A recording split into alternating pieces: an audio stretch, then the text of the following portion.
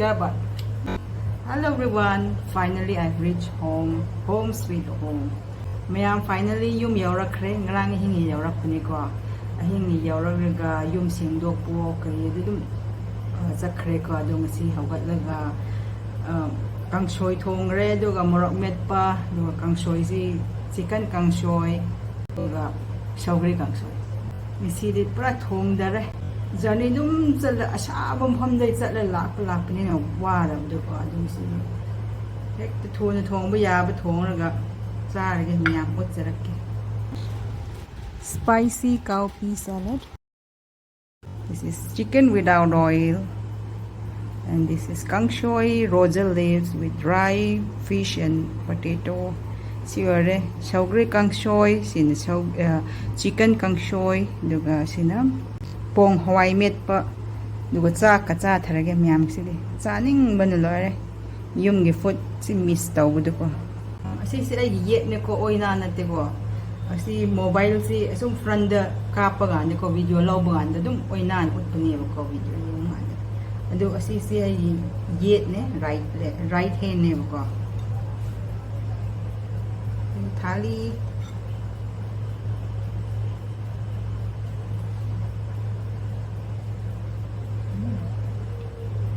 Giặc số hào ấy.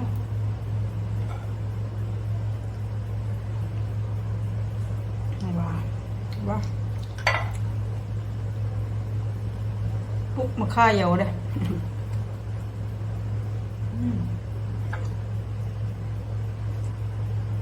Wow. Yeah, but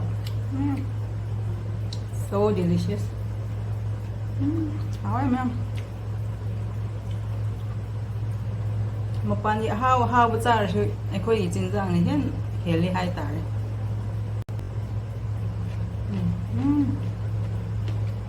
to ning ko krap ni ha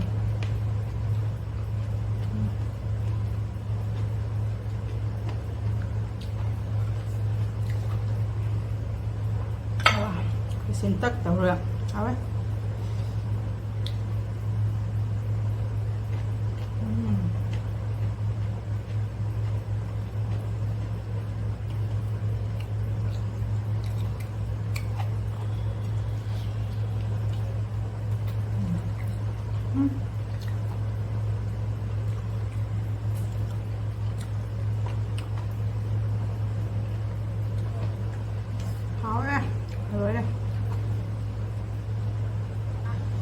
Han dei chaning na lai ra bna ka do yum chala singju kang soi cha ro re ge rai na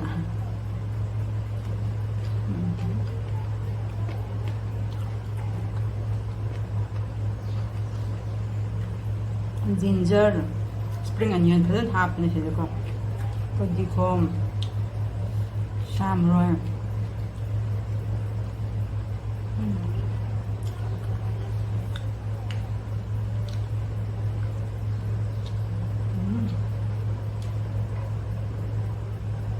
Yeah, but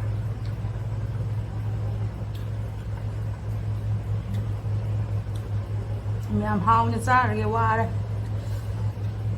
See why you're there again. Bye. Take care.